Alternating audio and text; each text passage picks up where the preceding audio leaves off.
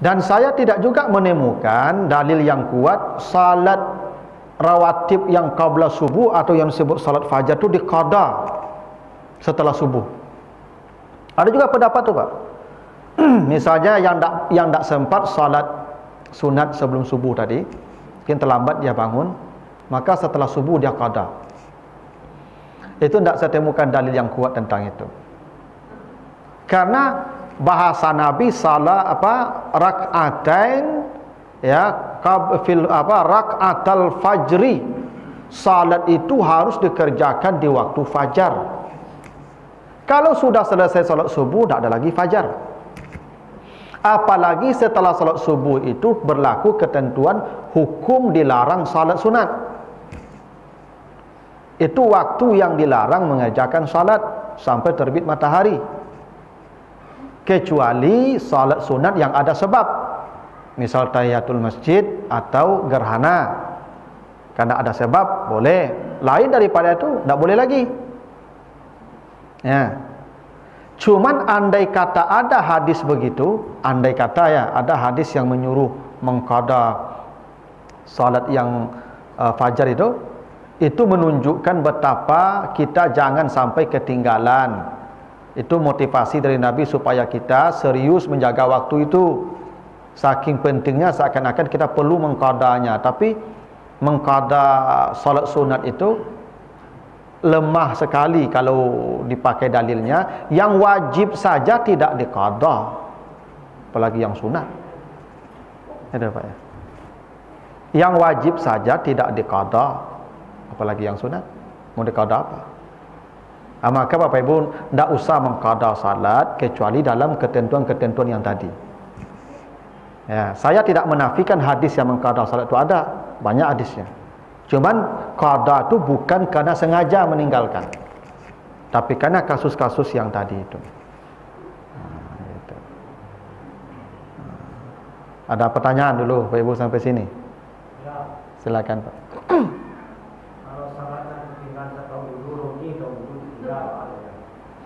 Tinggalnya sengaja atau apa?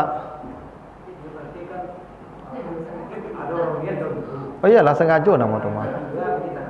Iya itu sengaja tu mah.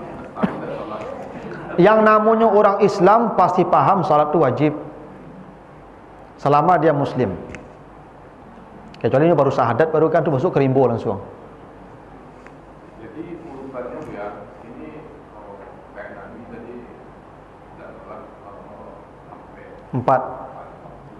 ingat Isa. Isa ingat berarti dia Isa dulu atau yang dari awal? Yang awal dulu, tertib. Ya, tertib dulu. Ya, zuhur dulu kata Nabi, kata Nafi, habis itu qamat lagi asar, habis itu qamat lagi maghrib, habis itu iqamah lagi isya. Tapi niatnya yang 3 tadi mengqada. Zuhur mengqada, asar mengqada, maghrib mengqada.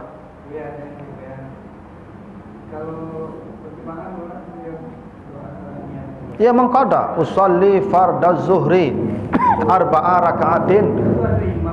Iya, imam mengqada, makmum mengqada. Qada'an lillahi ta'ala. Iya, makmum dia je. Makmuman dia je. Iya, betul. Ya. Tapi niat itu qadanya bedanya pada qada dan adanya. Gitu. Ya. Harus tata urutnya sesuai waktu Pak pelaksanaannya. Maka saya katakan tadi misalnya Pak takaluk jam 2 balik, maghrib dah jago Pak, kan 2 lewat tu. Zuhur dulu, habis itu asar, habis itu maghrib. Yang zuhur dan asar niatnya mengqada. Sama dengan kasus Nabi tadi, karena berburu target untuk menyelesaikan parit. Karena parit ini tantangannya kalau tidak selesai nyawa ratusan ribuan orang Pak. Ya, maka ketika itu Nabi meninggalkan salat itu sampai parit selesai tengah malam, baru Nabi salat 4 waktu. Itu hadis sahih Pak Muslim. Kalau misalkan kondisinya kan salat jemaah akhir gitu kan, zuhur dengan asar. Kalau menurut hadis tadi berarti kita salat zuhur dulu baru asar. Iya, hak ibadah itu tertib. Urut. maghrib dulu baru zuhur dulu baru asar. Iya, kecuali waktu asar sudah hampir habis. Kita sampai asar tinggal 5 menit nih. Kalau kita zuhur, asar tiba di maghrib. Maka hak yang punya waktu dulu kan. Siapa yang punya waktu? Asar. Hah? Zuhur nanti dia maghrib. Qada leh. Seandainya kita zuhur lalu kan itu tiba di masjid, kan salat asar berjamaah, main itu. Asar lah Pak. Ambil selasar leh. Kalau Pak ingin berjamaah kan, kecuali Pak ingin surang, zuhur dulu kan. Artinya kalau Pak musafir kan Pak tidak mesti berjamaah. Ya kalau ikut berjamaah ikutlah, tidak boleh beda dengan imam. Asar dulu, pakailah jamaah. Ya itu tidak sebab mendahulukan azan zuhur dari asar. Tartib itu bukan kewajiban, afdal. Karena dalam ibadah itu tidak selalu benar salah. Ya, ada namanya afdaliyah, tingkat mana yang paling baik.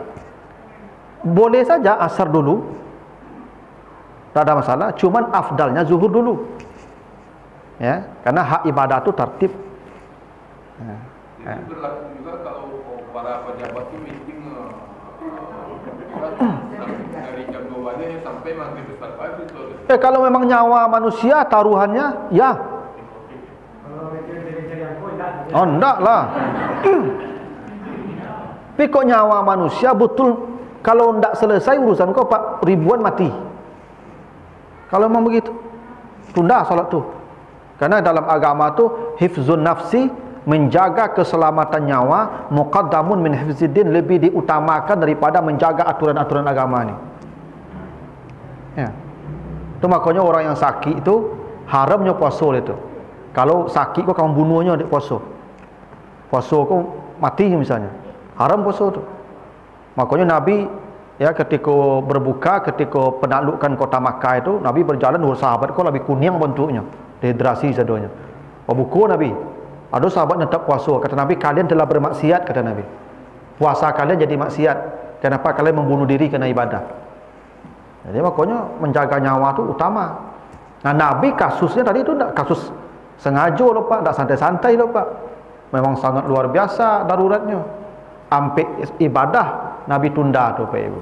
Niatnya mengqada tadi. Berarti bukan, artinya kan sengaja tuh. Iya, sengaja bukan karena kemalas. Iya sengaja juga. Cuman dalilnya tuh dasarnya tuh menyelamatkan nyawa. Ikut sengaja santai saja Pak, dek mana malih saya sama tangka saja. Nah, kalau itu alasannya tidak bisa dikada kata Nabi abadan. Ya kayak pejabat-pejabat anggota dewan itu meetingnya meeting proyek berjam-jam ya. Nah, itu. Banyak rakyat gak ada makan gitu. Oh, itu cerita saja tuh. Tidak ada itu loh tuh. Ya, perang Khandaq ni memang perang, bacalah Bapak sejarah perang Khandaq itu. Yo memang siang malam tak berhenti sahabat tu tak tidur-tidur Ibu. Coba bayangkan bawa ke filanggrek sekadang kose ke digali parit sekeliling kau. Tak pakai traktor loh Ibu. Yo tangan saja. Ada mungkin istirahat tu Pak. Kalau terlambat sudah ya ada tanah yang bisa ditempuh orang ke Madinah tu habislah. Ya nyawa ketika itu. Karena orang Quraisy lah punya rencana untuk menghancurkan Madinah. Nah, itu boleh. Nah, itu yang berlaku qada Bapak Ibu ya. Nah, tapi kalau Bapak Ibu niyo je mengqada salat, cuba jelah. Tuang-tuang lain besok di akhirat batu kan. Ayo kan bisa jadi Pak. Lain batu kan. Oh, lain batu macam Tuhan alhamdulillah lah. Kau iyo je niyo mengqada ya. Tapi kan kalau Bapak Ibu tanya dalil itu dari dalilnya tadi saya sampaikan. Yang sengaja tidak berlaku qada. Hanya kasus-kasus tertentu tadi yang berlaku qada. Nah, yang tentang mandi taubat, ini ada hadisnya, hadis ya, riwayat At-Tirmizi. Ma min rajulin yuznibu zanban, siapapun yang berdosa kata Nabi. Sumayakum, lalu dia berdiri, fayatatahar, lalu dia bersuci. Sumayusali, dia salat, sumayastaghfirullah, kemudian dia beristighfar kepada Allah kecuali Allah ampuni semua dosanya. Jadi saya begitu. Jadi siapa yang berdosa lalu dia bersuci, lalu dia salat, lalu dia istighfar, diampuni semua dosanya. Hadis ini yang dipakai untuk mandi taubat dan salat taubat. Ya, tapi tidak disebutkan mandi. Ya tatahar. Ya tatahar tu bisa diartikan mandi, bisa diartikan berwudu. Tidak selalu diartikan mandi. Kalau mandi itu yaghsilu. Nah, sebagian memahami mandi, maka ada mandi taubat. Sebagian tidak ada mengatakan mandi taubat. Kenapa tidak ada mandi taubat? Sahabat-sahabat yang masuk Islam dulu, wara banyak, tidak pernah satu orang pun disuruh mandi oleh Nabi lah. Ya Pak. Tak pernah satu pun sahabat Nabi yang dulu mau masuk Islam disuruh mandi taubat loh, langsung saja syahadat. Sudah. Nah, tapi kalau Bapak ini mau mandi taubat, ini dasarnya. Boleh. Salat taubat ini dasarnya 2 rakaat. Boleh. Tapi saya katakan tadi di surat apa? Al-Hud ayat 114, salat 5 waktu ini sudah taubat namanya itu. Itu makanya Bapak Ibu kalau salat kan doanya Rabbi firli warhamni, itu taubat tuh. Taubat tuh mah. Tak perlu salat taubat dah. Salat 5 waktu itu sudah taubat namanya. Gitu. Tapi kalau Bapak Ibu mau juga salat sunat taubat boleh, nih hadisnya ada. Ya. Siapa yang berdosa kata Nabi, lalu dia bersuci, lalu dia salat, lalu dia istighfar, illa ghafarallahu lahu. Semua dosanya diampuni Allah. Nah, tuh, salat taubat itu 2 rakaat. Bila salat taubat Ustaz, bila teragaklah. Kan dosa tiap hari mah. Tiap hari dah salat taubat. Sudah, pai kelapau kan ngecek-ngecek orang tu taubat tu. Taubat. Tapi besok jangan ulang je lah. Oh, salat taubat kau ada syaratnya. Walam yusirru ila ma fa'alu. Mereka tak kembali lagi melakukan dosa yang sama. Tapi salat taubat, besok itu baru taubatnya. Besok itu baru taubatnya. Gara-gara yang besok taubat itu lain lah. Jadi kalau Bapak Ibu tanya ada tak dalilnya mandi taubat dan salat taubat, ada hadisnya. Hadis riwayat At-Tirmizi. Tuh. Nah, tapi yang kada itulah tadi.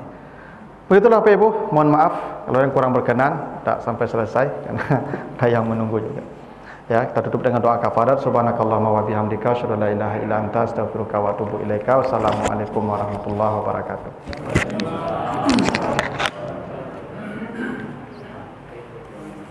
Ini kalau ibu-ibu punya apa mau lanjutkan nih?